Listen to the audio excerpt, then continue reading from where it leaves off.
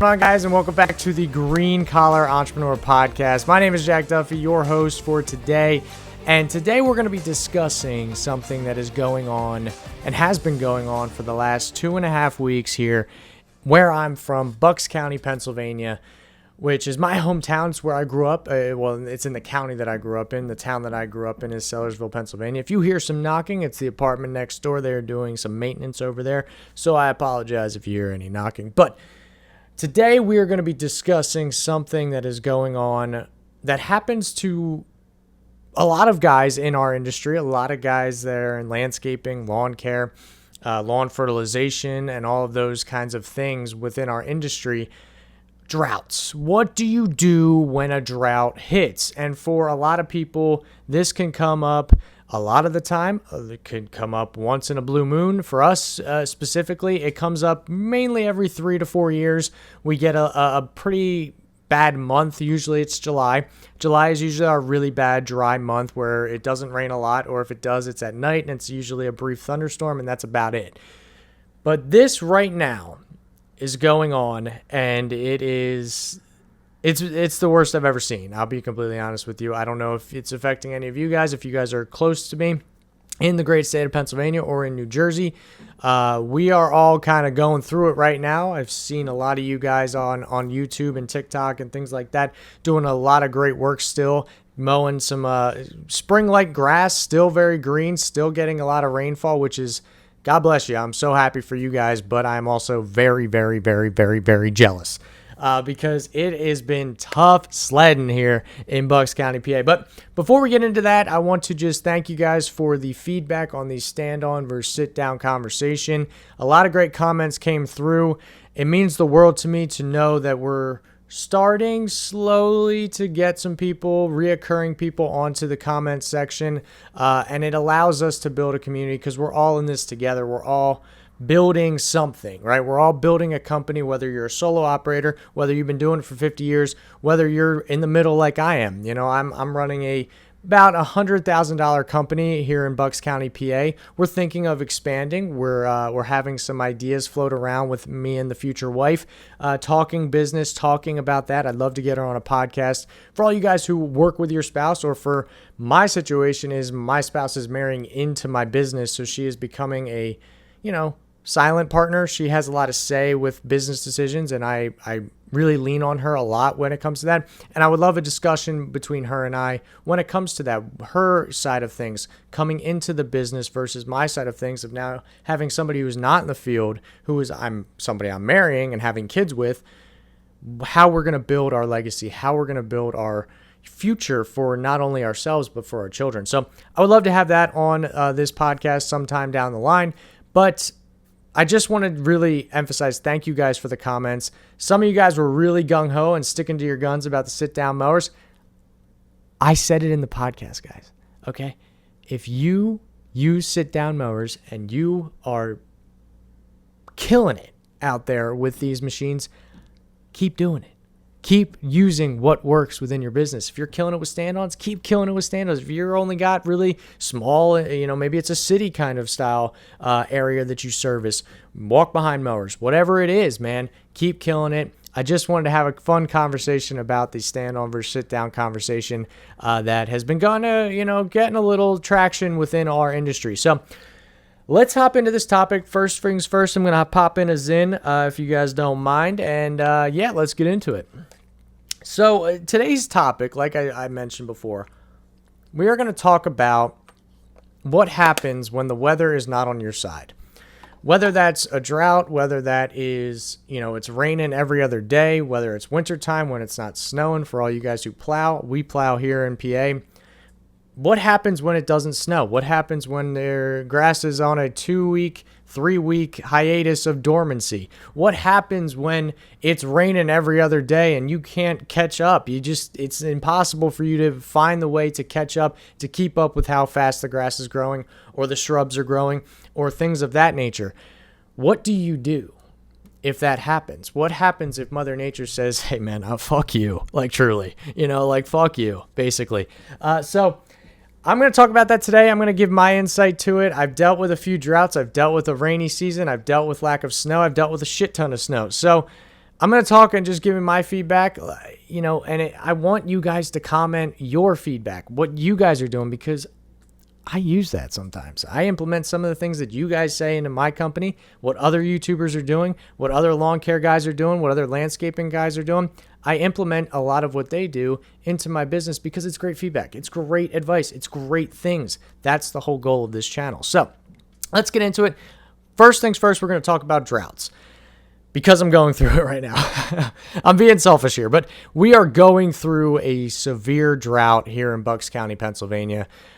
Like I said, I've been doing this for 11 years, and I have never seen anything like this. It feels like we're living in Arizona or Texas or some desert-like environment.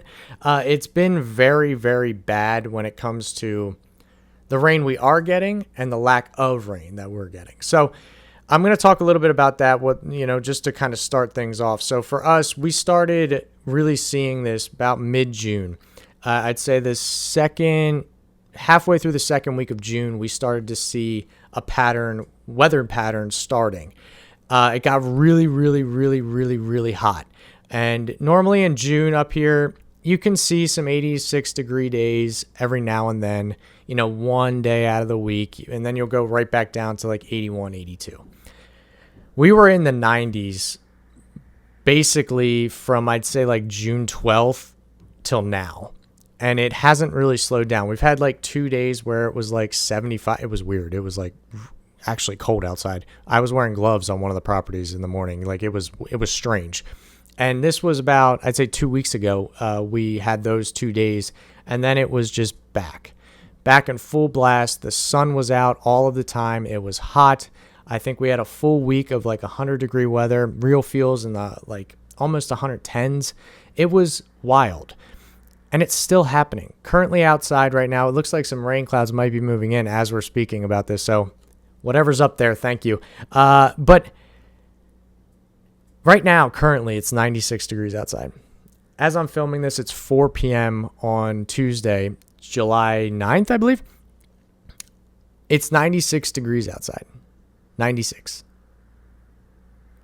That's hot. Like, that's really hot for the beginning of July here. Usually we get those kinds of temperatures late July, early August, but it's been so fast. And I was just talking to one of my customers he owns if you see on my channel, the big field where he hosts a lot of weddings and such. It's one of our biggest properties, one of our biggest accounts, and he's one of the best people that I've ever met. Great business guy. He was in pharmaceuticals for years, and I've actually leaned on him for advice within my company. So I was talking to him today. We went and just checked on his property to see if we could even mow, and we couldn't. It was way too, browned out. It was just dry. It was burnt. And the problem is that we don't handle the fertilization there. Another company does. And they were out this morning fertilizing. We aren't getting any rain. Okay. We might get a thunderstorm here in a few minutes, but it's only going to last like 10 minutes. And the problem that we're seeing is that these rainstorms aren't giving us the rain that we need, and there's a difference between thunderstorms and a like misty kind of all day rain. Those are the kinds of rains that you want to grow grass, and cooler nights. We're not getting any of that. So our low for tonight, I believe, is 82. And that is insane. Like, it's wild. But I was talking to him today, to go back to what I was talking about. I was talking to him today, and we were discussing, what's next? What are we going to do? Like, what happens if we can't keep mowing? And he said to me, we have other work. We have other things you could do. Shrub pruning. He has spots that he wants mulch touched up at. There's a lot of work that still can be done. And that's going to go into what I'm talking about at the back end of this podcast of what do you do when weather is not on your side? So the thing that I wanted to really talk to him about was, how do we move forward? Because here's the thing. I'm seeing a lot of guys still mow, even though these are really browned out, dried out grass. And they're still mowing and trying to make a quick buck and all of that. It's going to bite you in the ass if you do that. I'm just going to be completely honest with you. If you do that, because the customer is going to get absolutely pissed off at you because you're the one who is causing these problems. When it's super hot outside, those tires get red hot. Those blades get red hot. If you are mowing and you're putting that on a already very strained lawn, you're only going to make it worse. And so for us, we've been kind of talking to our customers. We send out newsletters every Sunday, which is another thing that I think you guys should implement into your company. It's worked wonders for us. It keeps our customers in the loop. It keeps our customers updated, and they love it. Great feedback on that. But we sent out a weekly newsletter, and we talked about going on a 10-day schedule. It's looking more like a 14-day schedule at this point, which is crazy because it's destroying our cash flow. Mowing for us is our cash flow. I built my company on lawn care. That's how I started. And I talked about that in yesterday's video where I started my company in lawn care, but we've added landscaping, pressure washing, things of that nature as we hired people that could do that, could do those jobs, who were experts in those fields, who could provide the service correctly. But the thing that lawn care does and weekly lawn care does is it gives you cash flow. So if you have, say 6 mulching jobs, right? You want to get them done in the week, right? Okay, you have 6 mulching jobs. You can knock probably 3 of those smaller ones out if they're 4 or 5 yards with 2 guys. You can knock those out in a day, right? What happens when you knock out all 6 by Wednesday and you're not mowing? You're not making a lot of money. There's no money to be made. You don't have work for your guys. They can't get paid.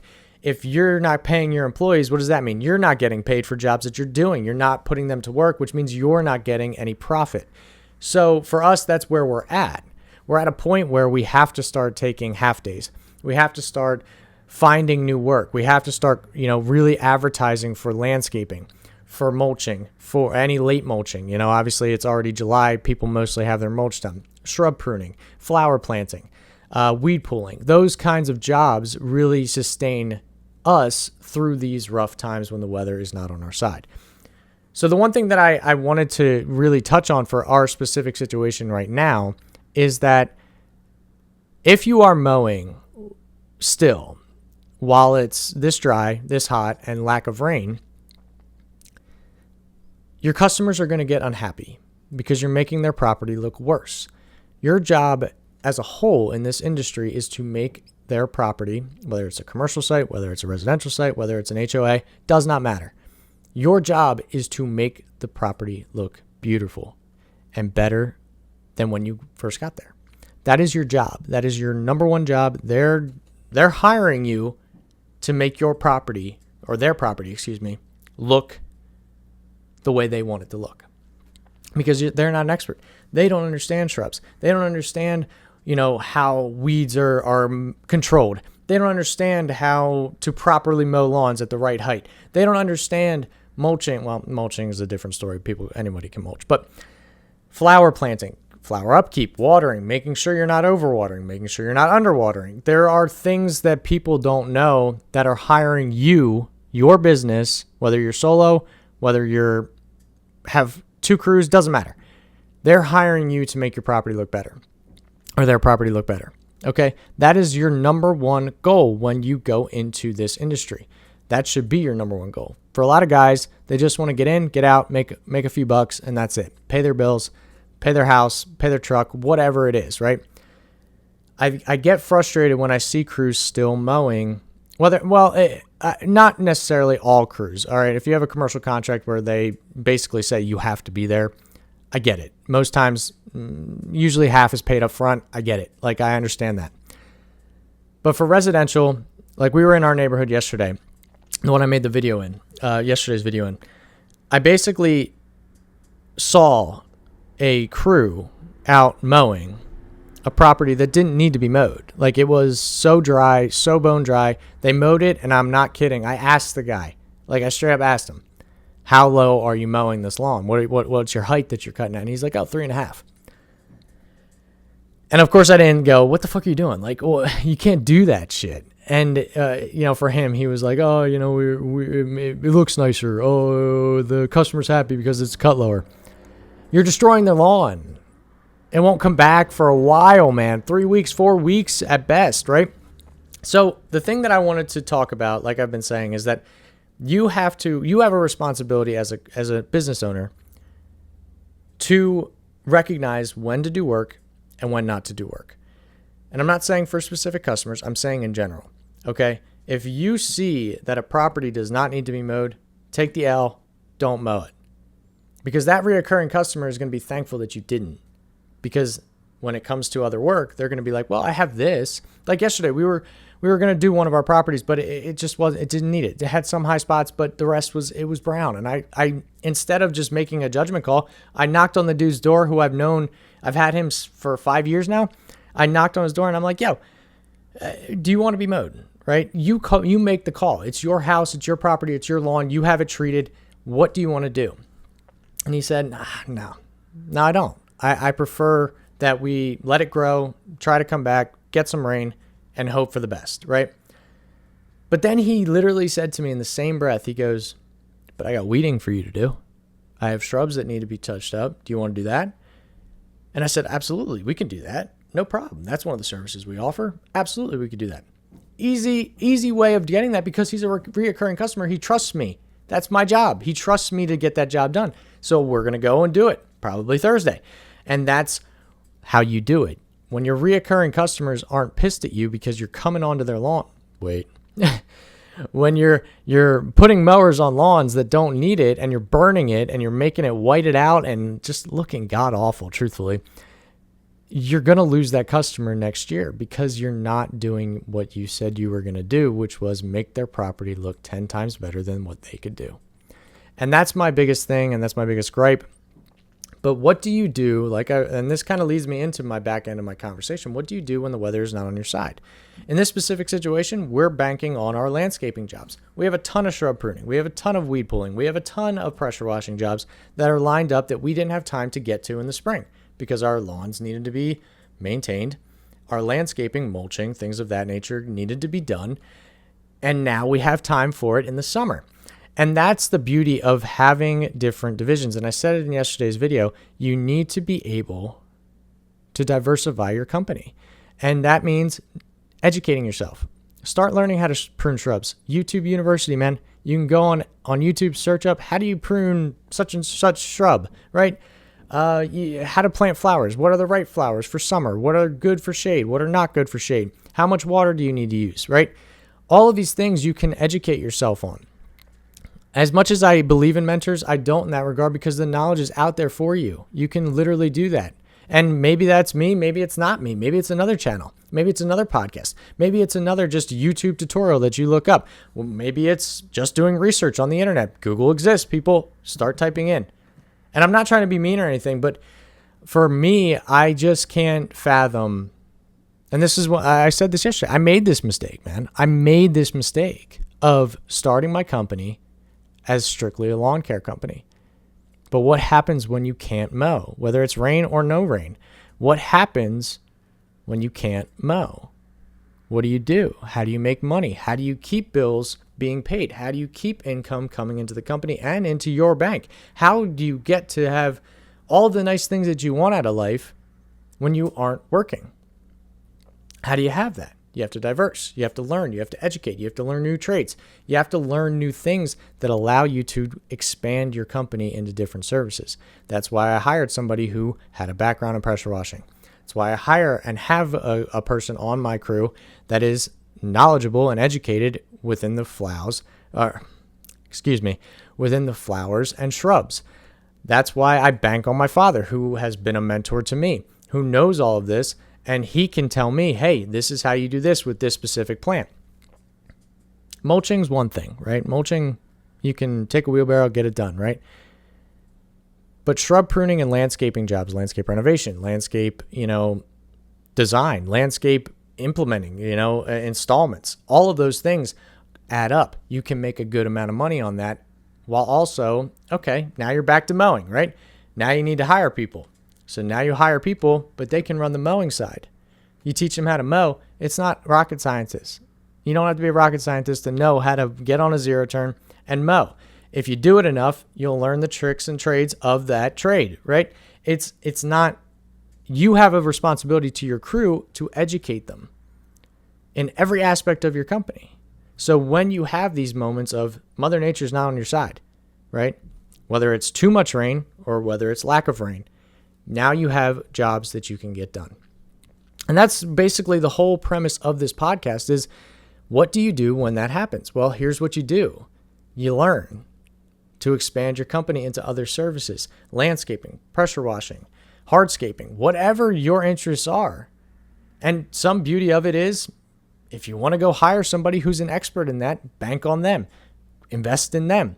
Say, okay, you are great at hardscaping or masonry work. How about joining my crew and we get some jobs and lining it up? Boom, there you go, right? And as much as it's easier said than done, if you don't put the work in to do it, or you try to put the resources in to do it, to knowledge yourself and educate yourself, you're never going to go anywhere. You're just always going to be on the sideline. And I don't want that for you. I want that for me too. I was living on the sideline when I basically said to my dad, I remember it. It was in 2021. He said, what are your goals for your company? And I said, I'm just going to build the biggest lawn care company in the world. And he looked at me and he said, you can't do that. I said, why? And he said, because there's too many variables. What happens if you have a month and a half where it's a drought or it's raining every day? You can't go out and mow. You can't make money that way. Your mowers are going to sit on a trailer and basically get dust. And that's what happens. So you need to expand. And that's the biggest thing that I want you to take away from this, because I needed to take away for myself. And so the next 2 years I said, okay, we're going to have lawn care, our lawn care division, but we're going to add more divisions. We're going to add our landscaping division. We're going to add our flower division. We're going to add our pressure washing division. And as we continue to grow, we're going to add our hardscaping division. We have our snow removal division. We have all of these different things with people in place to make and get the jobs done. And marketing becomes a part of that. And that's a whole nother topic that we can have on this podcast. But you have to take that leap. You have to start building your dream, building your goal. Because if you don't, you'll always be going, what if? Man, what if we did this? What if we did this? What if we did this? Stop saying what if and do it, man. I don't mean to be Shia LaBeouf here, but do it. Stop saying you're going to do it and do it. And that's for me too. I'm looking into this camera. It's a mirror to me right now. I'm recording this. Do it. Jack, do it. Get out there and do it. Stop saying, oh, I'll get to it tomorrow. Do it. Because if you don't, you're not going to have everything you want out of life. And that is the beauty of being a business owner, is that you can do whatever you want. Well, not whatever you want, but you can do what you want and build a business around it. And in our industry, there's so many other options when it comes to that other than just lawn care and mowing lawns. And that's my story, guys. That's what I'm going to say. That's how we're getting through this drought. As far as snow removal, I'll touch on that briefly because we're in July, so we're getting snow ready, right? I'm sure you guys are starting to get your snow contracts and your snow marketing plans ready. We also just sent out ours.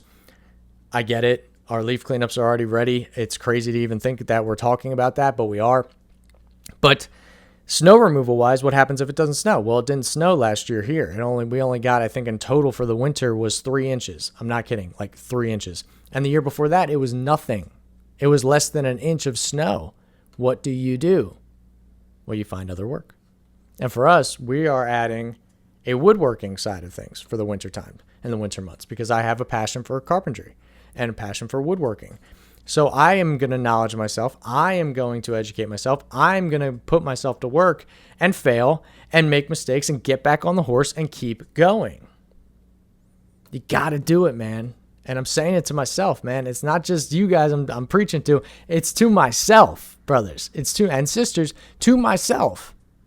That we got to start doing it, man. We got to start killing it out there. But we can't do that living on the sideline. So don't let Mother Nature fool you. You have options. Diversify your company, and I guarantee, I can't guarantee it, but I can guarantee you that you'll have more than you think you'll have without doing it. Because if you don't do it, you'll never know. And that's my story, guys. Thank you guys so much for joining us on this podcast today. We have brand new ones coming out every single Wednesday. We didn't have one last Wednesday because of 4th of July on Thursday. So we'll be doing this every Wednesday.